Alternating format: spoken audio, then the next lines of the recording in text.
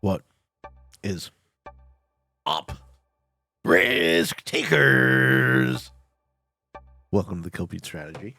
I am Pete. I'm a top player in Risk Global Domination. I have a daily show on YouTube. I do weekday streams on Twitch. And if you are interested in getting better at the game of Risk, I invite you to subscribe to the channels. Come along the ride with me. This is the Risk meta settings. The twist today, we have a 5-player game. All right, so we got that Istanbul. That Istanbul shit if we want it. Man, we got a bunch of cool hard chokes. Do I take the easy Istanbul? I think I do. I could also take Noob Corner, but you know how that can backfire. So 5 players going to play out like a fixed game a lot more. By play out like a fixed game, so the fixed portion, the board control portion of the game where the bonuses matter and the troop generation comes from the bonuses matters more than the cards mattering, will last longer in 5-player. So the board pockets up like this. Orient through my cap, Russia through what could have been a 1 point there, except it splits into Scandi, normal connectivity for the noob corner. The bottom of the map looks like this. It goes around through Cadiz, through Purple's cap that they didn't choose because they didn't want to neighbor me. Italy is a pocket. Here we got White choosing a corner cap in northern Sweden.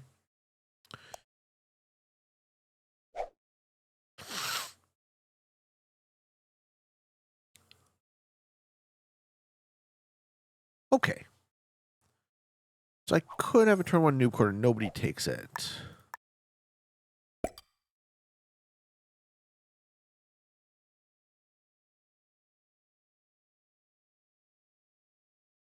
Huh.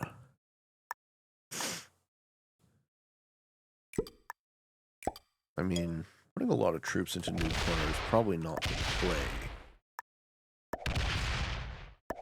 Man, we get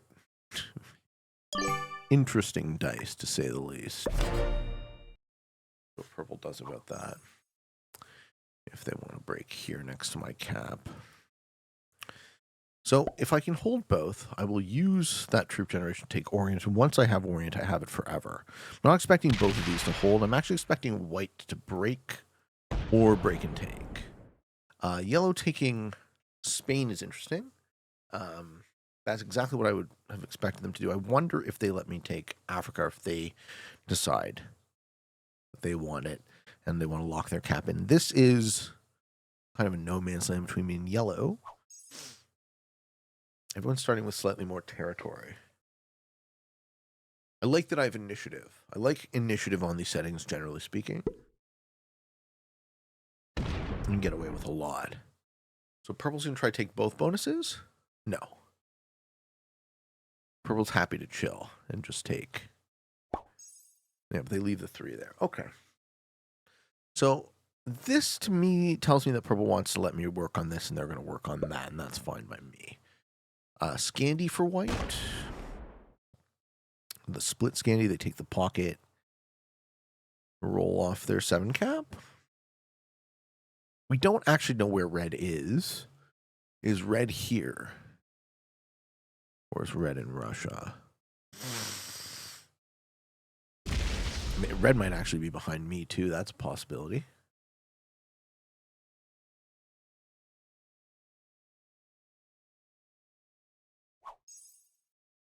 Okay.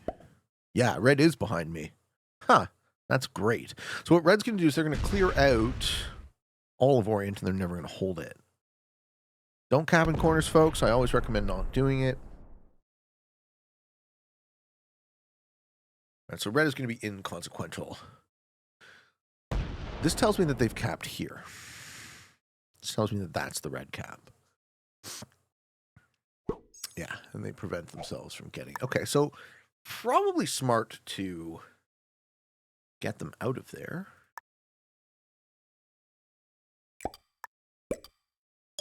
Not really any rush to do that, so we're going to take Iceland in the noob corner. And we're just going to guard against white. And let's see if white goes bad to me. Wouldn't shock me if they did. They did cap in the corner. White probably sucks. But if we can hold noob corner with trust, that will enable us to really deal, especially if we're being Kukaracha, that will enable us to really deal with whoever's behind us. I'm expecting to see yellow take Gascony here and then start working on France. My read here is that red has put troops, that red has put their cap in a corner. Either that or their cap is completely disconnected from their open, which is also a terrible play. Don't do that. Okay, so this is yellow working on Russia that split. This doesn't really make a ton of sense. I'm going to hit my 2 and lose 3 troops on it. Okay, they know well enough to manual 2v1s. Okay, and purple I would figure, should be taking Italy here. Do we see them at all? All right. Do we see a break from white? They worked on Italy. No. White takes the +8. White wants to split Russia. I love that. White's going to waste their time out there.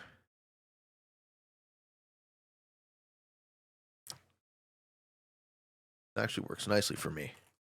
White being a good neighbor, I like. All right, well, what do you do, red?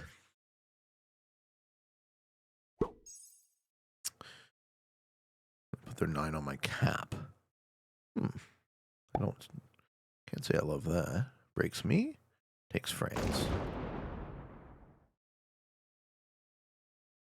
Yeah, I don't think red knows how to play.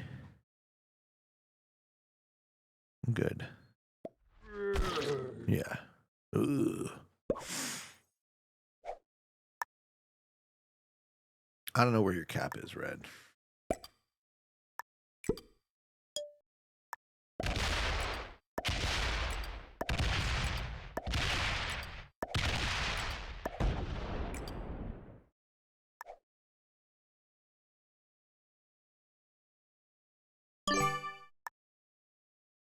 Okay, and that's me being nice to purple and white. So I'm choosing my battles, right? I'm going bad to one player at a time. The player I've chosen to go bad to is red because I think they've capped behind me. They've now wasted their first 2 turns doing nothing. And this is okay. This is yellow is going to take all of Africa.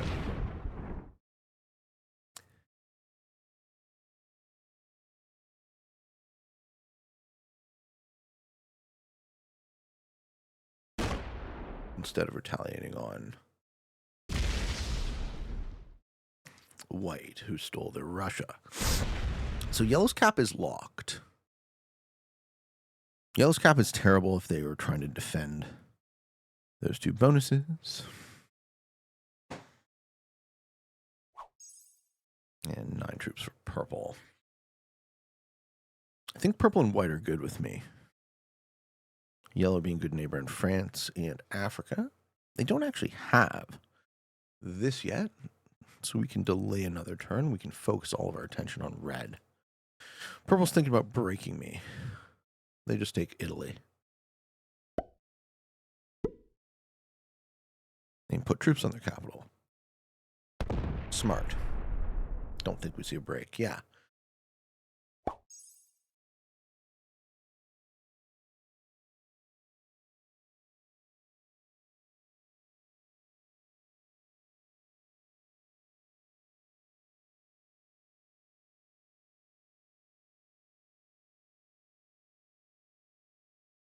White's still working on Russia. And they put troops on their capital. Okay. And yeah, red is now kind of quit already. Yeah, I mean, that's why you don't cap in a corner, folks. So we'll have a guaranteed red kill. They are locked behind my capital in Istanbul.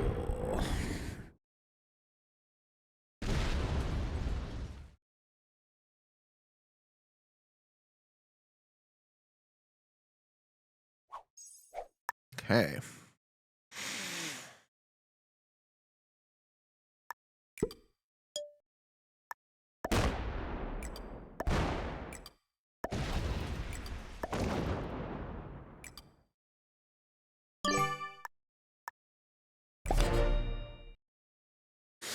Now we fuck over white. Yellow's going to hit this.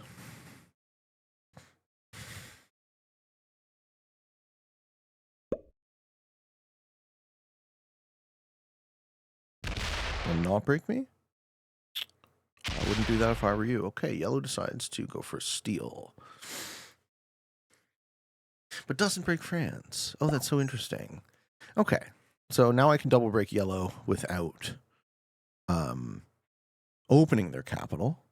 So if you take, okay, this is an actual important sort of strategic thing to pay attention to positionally.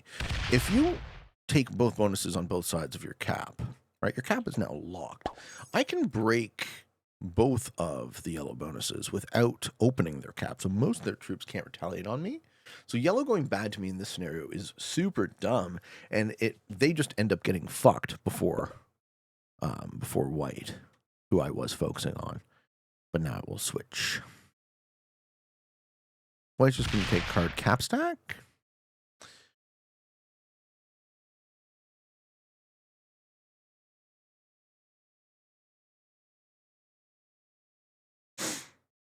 And they back the 9 off.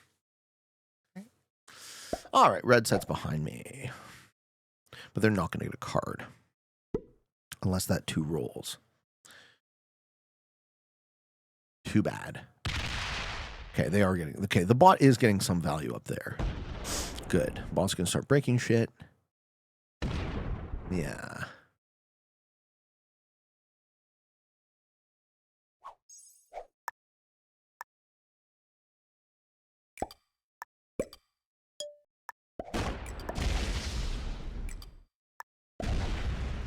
This is why you don't double break your neighbor.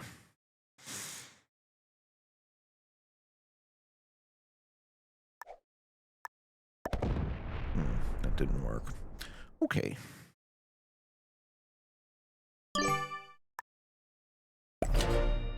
Let's see what yellow does. Breaking me there was super dumb. They set early.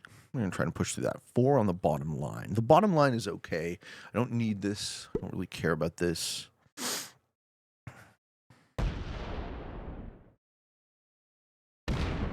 Yeah. Totally fine. Maybe they don't get to the end. Purple is just chilling. Purple does not have to do anything this game. Don't get it. Lose that roll. Okay. Yellow understands how to manual 2v1, so they don't understand how to not break their neighbor when their neighbor is allowing them to hold shit for free. That's a big purple cap. I'm going to take Germany here.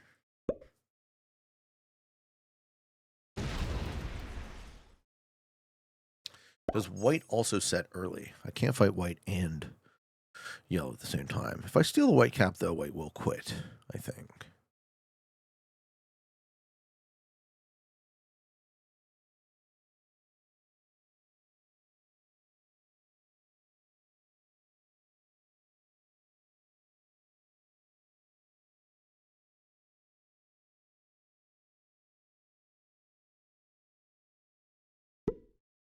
Maybe they have already. Ah, they take Russia again. That's smart. Maybe I didn't see that. Yeah, maybe I didn't see that. What's my set going to be? I think it's enough to take that cap. Don't really want that cap. Cap sucks.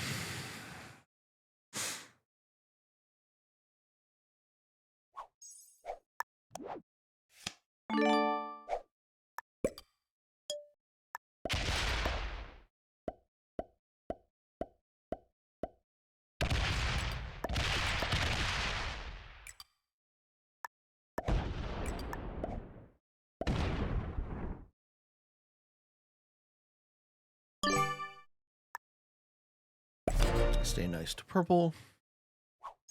And dance around him. So white will have to set and come all the way through to retake. Okay, purple's going to retake Spain. Sorry, not purple. This yellow. Yellow's also botted. All right, and do we lose white from that? No, white actually stuck around. So yellow is quit. So we lost yellow.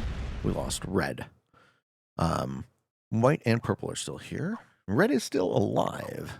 So we're going to want to kill red soon. That's the entirety of the yellow cap. All right, so here's where purple should go bad to me, right? That 53 should go right up my ass. Sets gets the 10.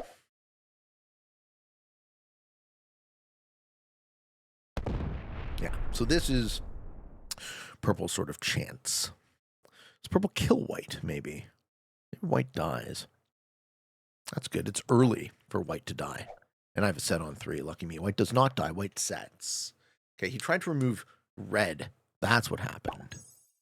Yeah, he came back to cap with very little. White does still exist. This game is almost for sure over. So I just have to sequence the kills properly.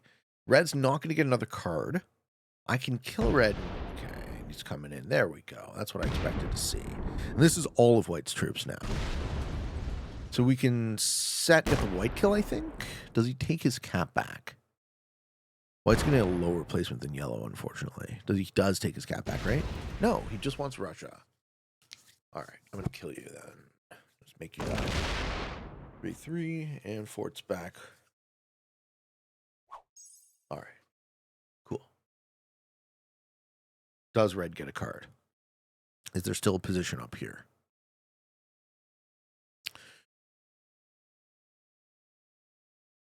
Yes. Okay, there is still a position up there. We're going to kill white.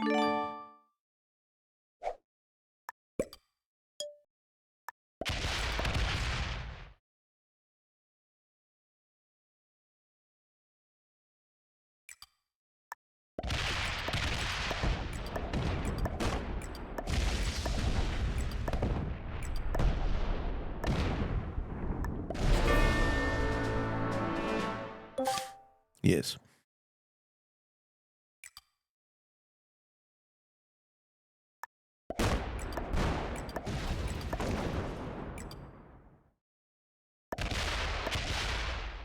And we're going to hit a bunch of yellow stuff.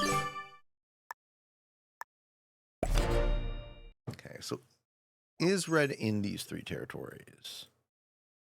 Okay, yellow bot sets. They're going to clean red out of that. Hopefully red bot doesn't set on 3. I can clean them out from behind my cap now. This game is almost over. Purple being cool to me gives them second. And there's a bunch of yellow material everywhere, so purple's not going to be able to figure out where that kill is. The yellow material even guards my cap. So I just have to hope that the bot doesn't have a set on 3. Otherwise, this bot's going to get a higher placement, which really, really sucks. Okay, purple setting. What do they do with that? This is when they go into me. Yeah, there's no reason to let me hold the entire top of the map.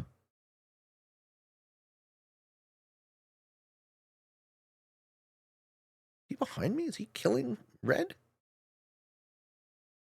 He's somehow behind me. He is behind me. That's crazy. All right, purple's going to get the red kill then. This won't set them, and it will leave me in a situation where I can probably kill that. All right, they're going to fuck up my shit though, right? You might as well. Okay, if you stay off cap, I just cap run. Okay, they do not stay off cap. So this is actually going to enable no set. No set, no set, no set. And enable me to set, kill, red, set. That's good. Set, kill, red, set we like.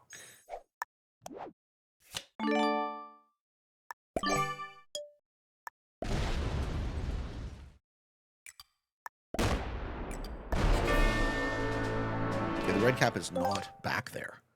Where the fuck is the red cap? That's weird. It's in Sevastopol or some shit?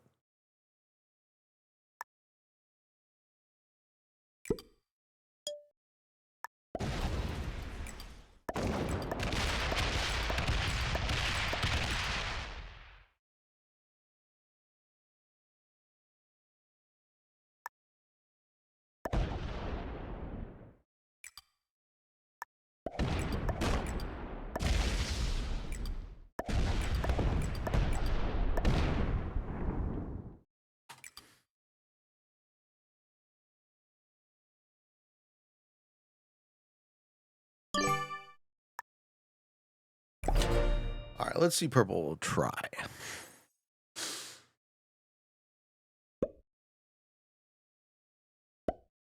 Yeah, we actually don't know where the red cap is. Very few places it can be. Maybe it's up here then. Why would they waste their starting turn trying to take Orient if it's so far away from their capital? I'm not entirely sure what red was thinking, but at this point, I don't know that purple can actually hurt me.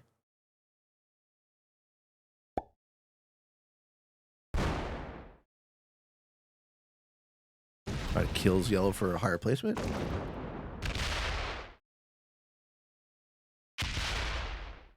I mean, you can get that cap if you want it.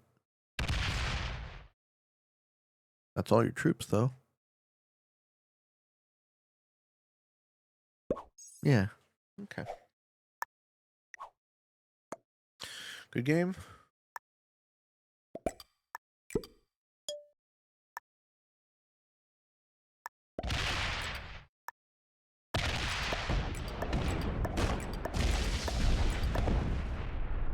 Where is the final yellow position? There.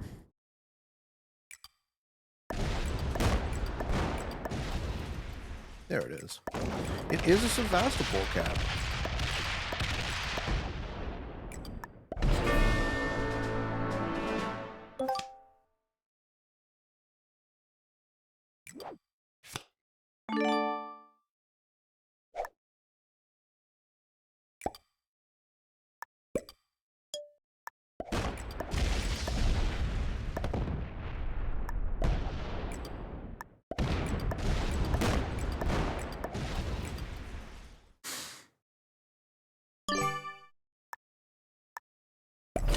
Looking pretty good now, folks. Do a quick Q&A before we end.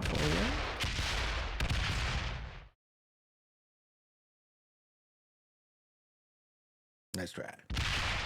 We get the step off. So our Q&A question here is from Eth. And Eth says, I have a moral question, not a risk one. We do like the philosophy questions on the show. Background. I had gone to a Bryan Adams concert recently. The tickets were standing in front. It was first come, first serve, where you have to stand. I was towards the front. Situation.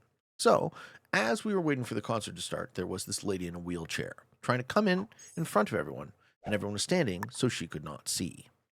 People gave way. Hold on, let me just clean this board up.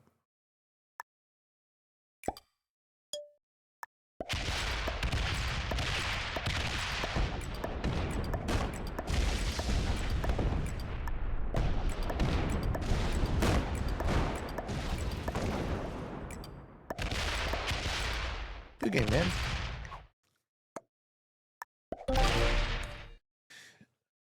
There was a lady in a wheelchair trying to come in front of everyone.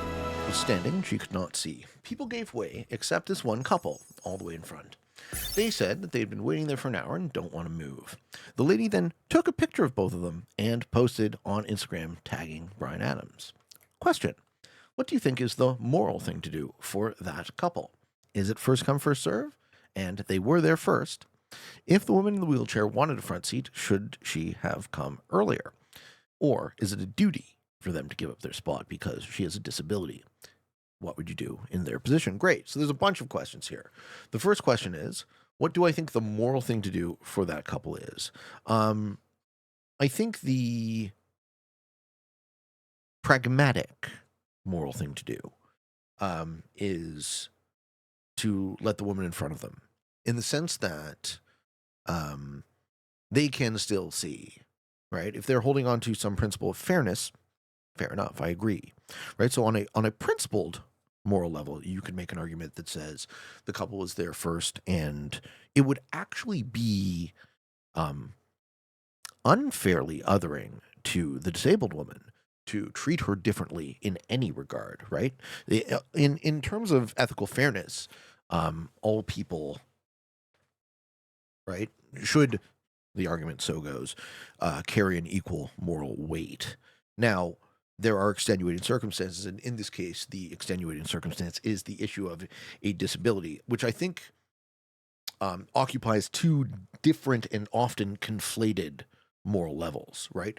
There is the material difference, the fact that one individual's sightline is fundamentally different than another. And then there is the overall level of a fairness rule where, all people should be treated to an equal standard, in which case the disabled person making a Instagram post tagging Bryan Adams is also an action that I would not do myself or support. So the first question is, what do I think the moral thing to do for that couple? I think the moral thing to do for that couple is to step aside and let the disabled lady see the concert, because they'll still be able to see the concert fine. The second question, is it a duty? So the deontological level, to what do we owe others, right? To what duty do we owe others in our society? And I would say we extend a reasonable duty of care to others, which is why I lean to the pragmatic in this particular case. I say, if it were me, I would give way, even if I had been waiting for hours to get that frontline spot, simply because the hindrance on my own liberty in that regard is less than the hindrance on theirs by not being able to. It doesn't actually, it doesn't raise for me personally, doesn't raise to a level of I am obligated to help disabled people per se. It's more that it's just, if it was a child, right? Let's use the example of a child whose sightline would be similarly inhibited. I would make the same decision, right? They can't see the show and I can. Why don't we both see the show? That's win-win. I always want to get to win-win in these ethical examples. Okay. So the second question is a duty for them to give up their spot because she has a disability. No, I don't think so. I think it's a nice thing to do. I think it's a kind thing to do. And I think most people would agree with me that it is an act of kindness rather than a duty-born obligation. If you really think about how you would respond and what you would do in that situation, I don't think that you would want to create an ethical rule where you say, in all cases where a disabled person shows up late to a show or later than I, and demands to take my spot because they are disabled, you would want that to be true. I don't think anyone would write that rule. But I think the pragmatic thing and the kind thing and the empathetic thing to do is to say, this person would like to see the show, as would I. So how do I create a scenario where both become true? And that's what I would do in their position. And that's how I answer this question, right? I would like to make it so that I can live in a world and I can coexist with people without infantilizing them, without condescending to them, without treating them unequally in any other additional way other than the way that the world has decided we are unequal. And thank you very much for the question. I think that's super interesting. And I would bring up to all of you listening to ask yourselves how you would handle that situation, because I think it does kind of go in a bunch of different threads and different directions. Disabled people are people, right? They want to be treated as people first. They do not necessarily. I'm not an advocate, nor do I identify as a disabled person, but there is a fundamental difference between any attribute of your person becoming a duty for others to acknowledge versus the pragmatic real world that we all have to live in and share. And I think this example highlights that very nicely. So thank you, Eth, for bringing it up. Defeating one expert, two intermediates, and one beginner. Folks, thank you for watching. Hope you enjoyed. And until next time, for all of you on the path to world domination, good games and good luck.